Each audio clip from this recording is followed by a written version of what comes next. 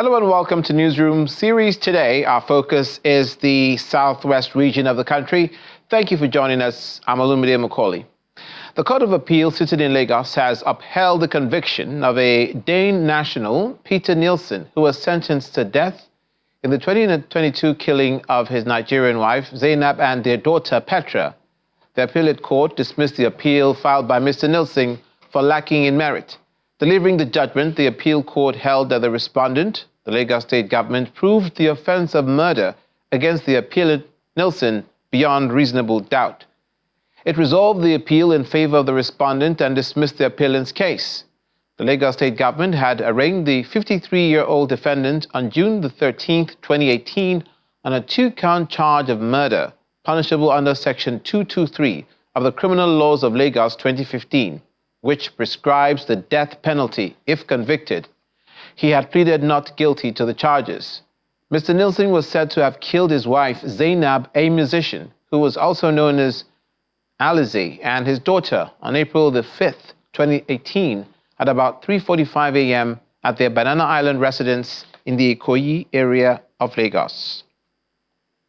In aviation, a MAX Air flight NGL 1649 with Boeing number 737 was aborted during takeoff after the rear gear tires and two other tires of the plane burst while attempting to take off. The aircraft, which was en route Nnamdi Azikiwe Airport, Abuja from Yola, was conveying 199 passengers and 6 crew members, according to a press statement by the Nigerian Safety Investigation Bureau's Director, Public Affairs and Consumer Protection, Mrs. Bimbo Oladeji. So far, no casualties have been recorded. Meanwhile, a team from the NSIB, led by the Director, Alex Badar, have been on their way to the site to assess the situation and investigate the cause of the incident.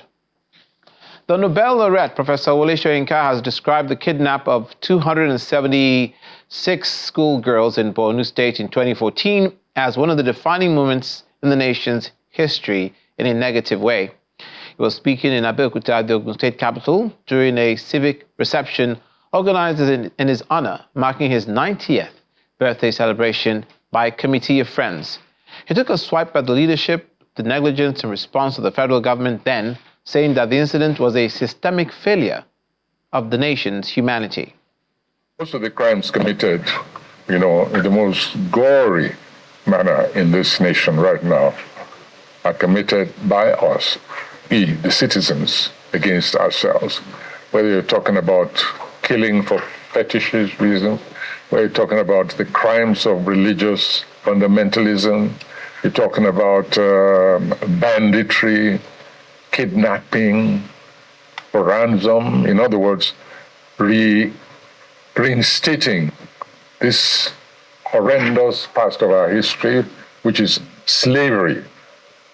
I see no difference between slavery by other people and kidnapping, whether adults or children or ourselves. For me, this is enslavement. The only difference is that we now gather all of you together like this, under compulsory education, making it easy for a bunch of people to come and... And we know that these crimes are not simply because of poverty, impoverishment. No, some of those behind these crimes are very, very wealthy. Look at those who've been caught and taken to court, tried in court. They live in huge mansions, but they want more. So it's not even a question of, inequality in society, neglect. No. Very often, we are our own worst enemies.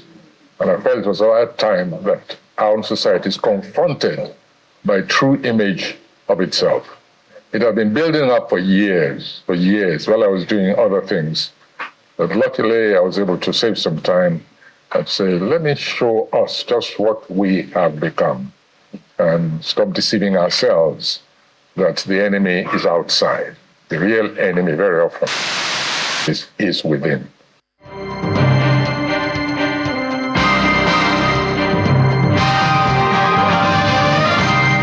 The Ogun State Executive Council has approved the construction of 5 additional roads across the 3 senatorial districts of the state. The State Commissioner for Works and Infrastructure, Ade Akisoya, says this was part of resolutions reached at the end of the State Executive Council meeting held in Abeokuta, the state capital. The approval is part of the state government's efforts at bridging the critical road infrastructure deficit in the state in order to alleviate the sufferings of residents and promote ease of doing business. The deplorable nature of many roads in Ogun State has continued to be a source of worry to the state government as it embarks on multiple projects. Governor Dapo undertakes an assessment tour of some of the roads where he assured residents that solutions are ahead. Ifo2 is our border constituency to Lagos State, so it enjoys a high volume and high concentration of dwellers, particularly those that are living here and working in Lagos. But I want to implore and plead the people to be patient with us. We cannot reconstruct all the roads in 3 years. As a matter of fact, no administration can reconstruct all the roads in Ogun State, not even in 8 years.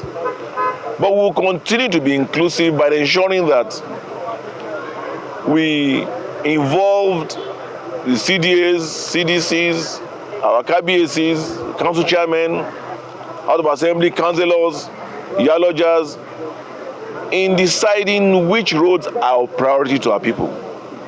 And as a result of this visit, 5 more roads have been approved by the State Executive Council for reconstruction in Alagbole Ajuwon, Akute Ajuwon, Toyingiwa Hercules, and others, all in Ifo local government area. We want the government to essentially fix all our roads. The road network in Ifo local government is in very deplorable states, and we want the government to really fix all our roads.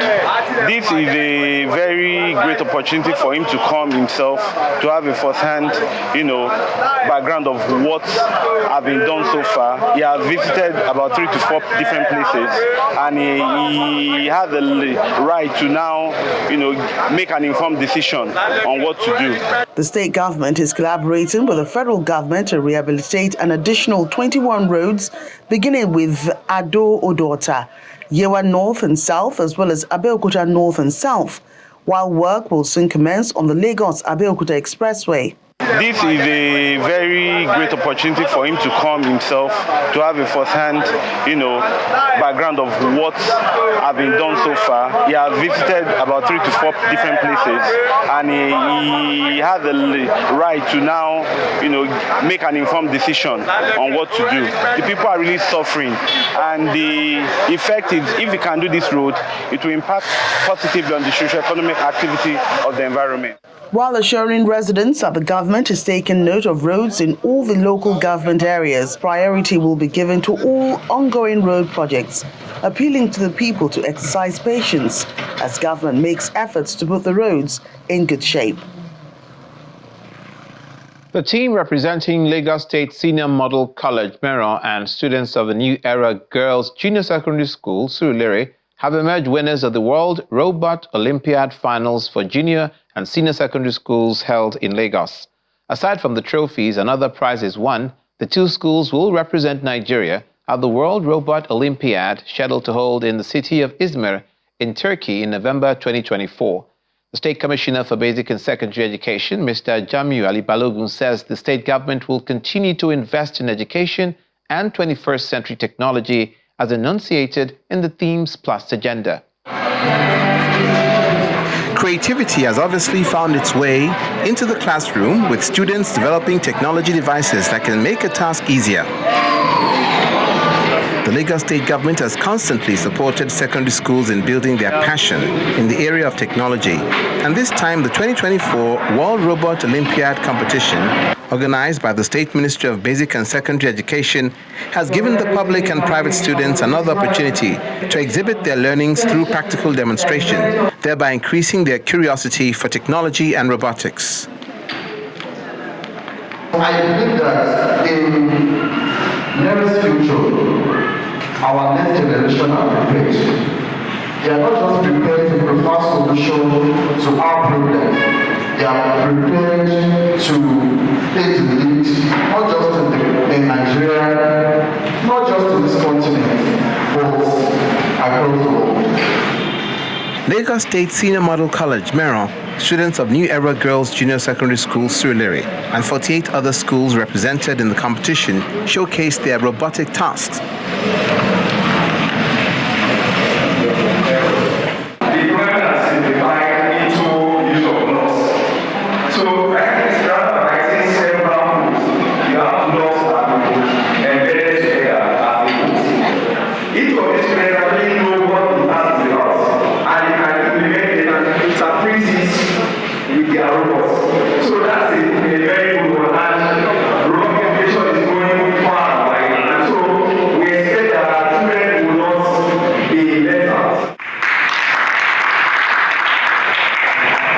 Some of the students say they now have better knowledge of robotics.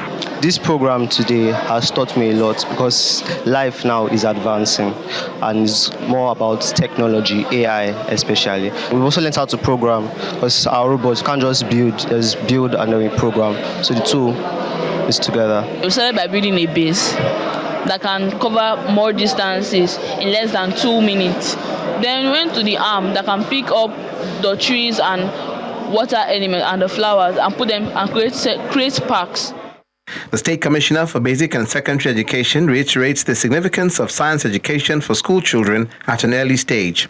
The world is all about STEM, it's about sciences, and the future is about ICT. I want you to focus more on your studies, to be the best, and to be an ambassador to your various schools, to your various community, to your family. The only thing we can give you is quality education. Education that is competitive in the global market. And we are trying our best. I want to assure you very soon, between September and first quarter next year, some of you are going to have computer devices in your school.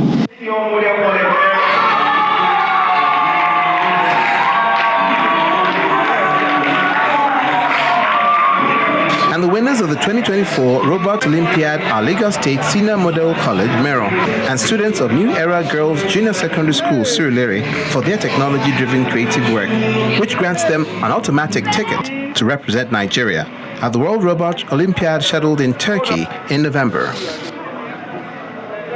You're watching Newsroom series. Coming up after the break, in the Southwest region, which is our focus, the Lagos State government announces plans for diversion of traffic for repair work to be done in the roads in the area of Odo Iya Alaro.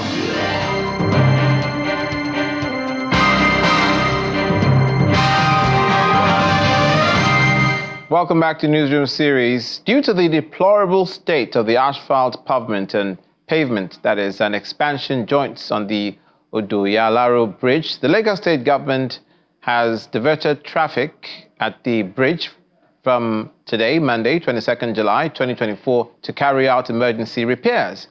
In a statement released by the State Commissioner for Information, Mr. Oluwaseun Oshiemi, the repairs will be carried out in 2 phases for a duration of 90 days. The first phase of the repairs will cover the Ojota-bound lane, while the second phase will cover the Yaba, Ojuelegba, Maryland-bound lane. According to him, alternative routes have been mapped out for each phase of the repairs. Now let's bring you up to speed with what that entails. For the first phase, motorists heading to Ojota from Maryland, Yaba, will be diverted to a counterflow on the lane inbound Maryland, while motorists heading to Yaba from Ojota will continue their journey on the same lane. Alternately, motorists from Berga, Magodo, and Tollgate along Lagos-Ibadan Expressway are advised to go through Alakpere, Ogudu axis, inward, Bagada, Anthony OK Bridge to descend the ramp and access Ikorodu Road to continue their journeys. The commission also says motorists coming from Ikeja, Ogun, and Kudirat Abiola Way are advised to use Okpebi Link Bridge to connect with Mobolaji Bank Anthony Way inwards Sheraton Hotel through Maryland to access Ikorodu Road and navigate their path. While motorists coming from Jibo are advised to use Ikorodu Road service lane by Mobile Fuel Station, Betola Engineering Equipment Company to access Bagada Ogudu access to continue on their journey. Motorists from Jibo heading to Ikeja, Magodo, Berger, and Lagos Ibadan Expressway can use Maryland inwards Mobolaji Bank Anthony to link Sheraton Okpebi to Allen Avenue, Obafemi Awolowo Way, and access Nuruddin Olopopo Road to continue their journey. Alternately, after going through Okpebi Link Bridge, you can also make use of the Kudirat Abiola Way to get to Ikosi Road inwards Mobolaji Johnson Avenue, 7-Up to connect Nuruddin Olopopo Road and access your desired destinations. Experts in the energy sector say for Nigeria to be truly prosperous through effective management of energy resources, the president must release the Petroleum Ministry to competent hands. This forms part of the submission at the second Diran Faribe annual lecture series, which focused on the disruption of energy landscape in Nigeria.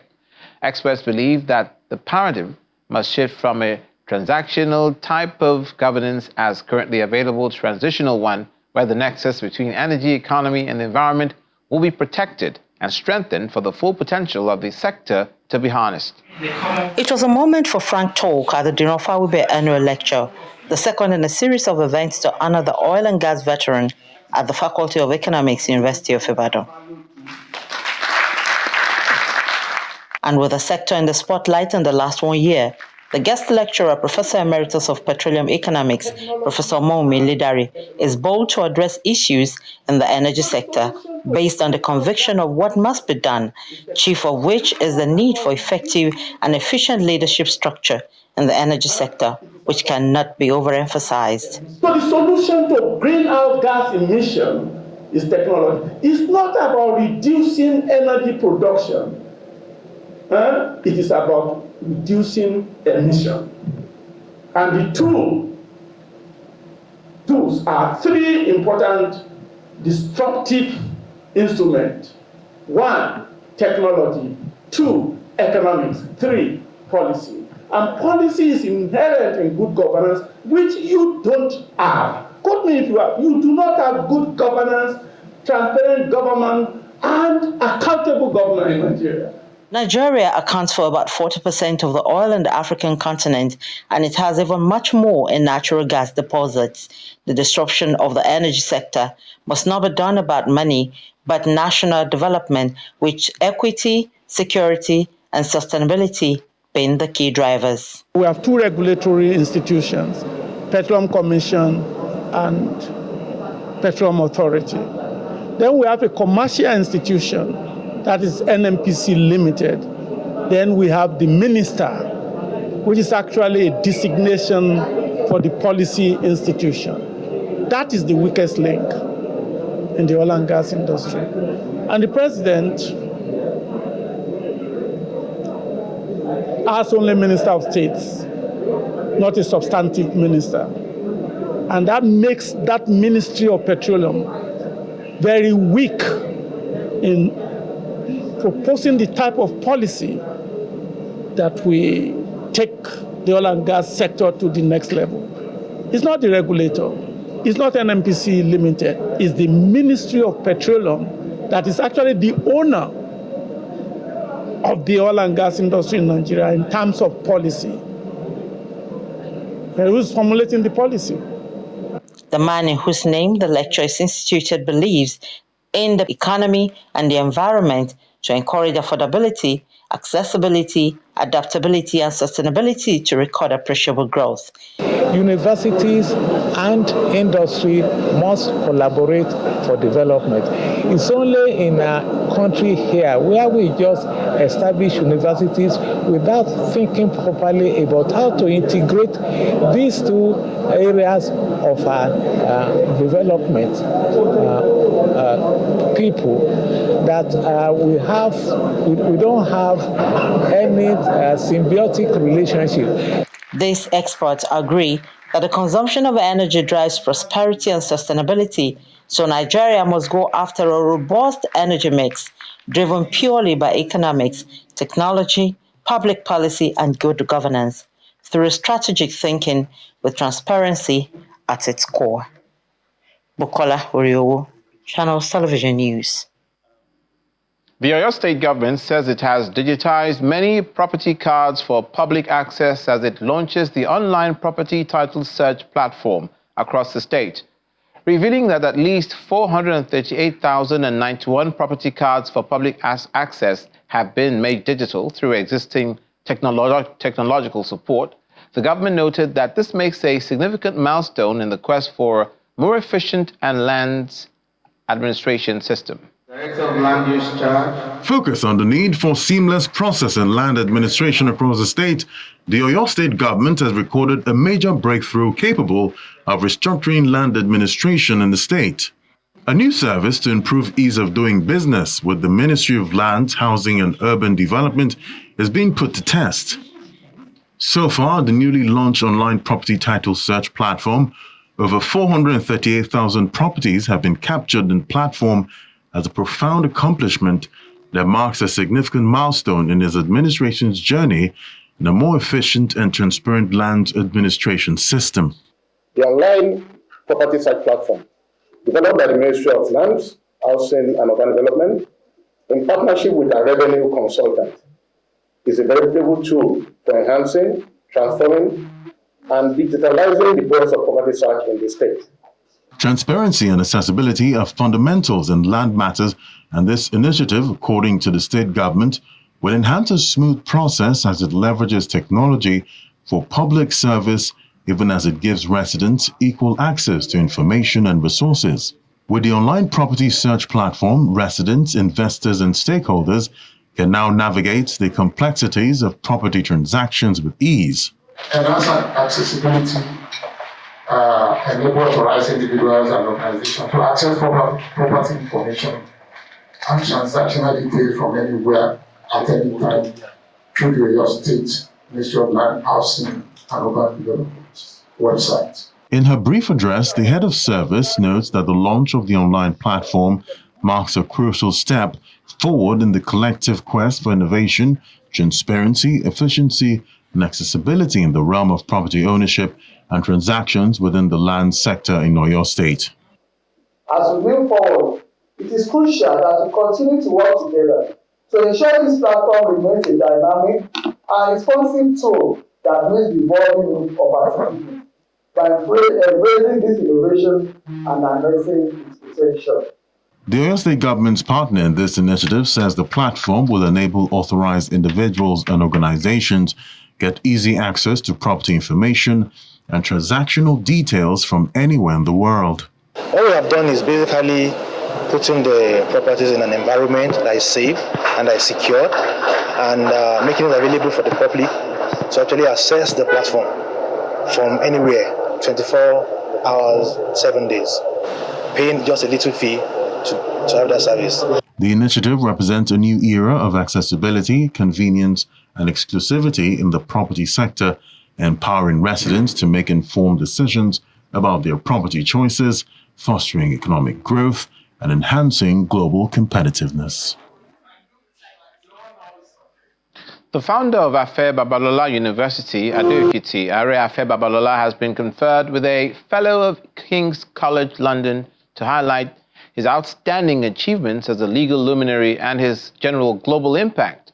The event was an opportunity to again spotlight the values of the luminary and appreciate his contributions in many areas. Founder of Afe Babalola University and legal icon Chief Afe Babalola arrives the hall with his wife, a delegation from King's College, board staff and students. This is followed by procession.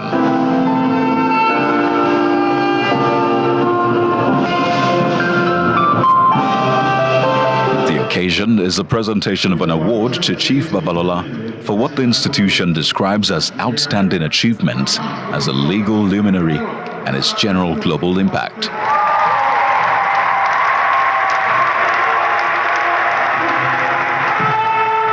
the recipient of the Fellowship of King's College London would be conferred this fellowship at a graduation ceremony.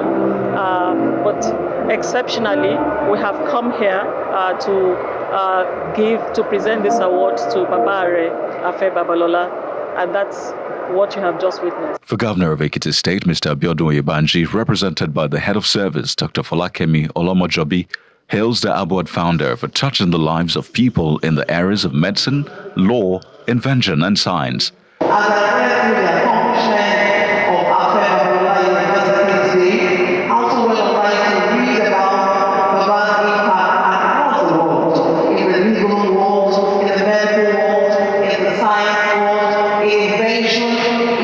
It's unfathomable. It's even within of our time. He is grateful for this new feather in his cap and takes a few down steps with his wife to show his excitement.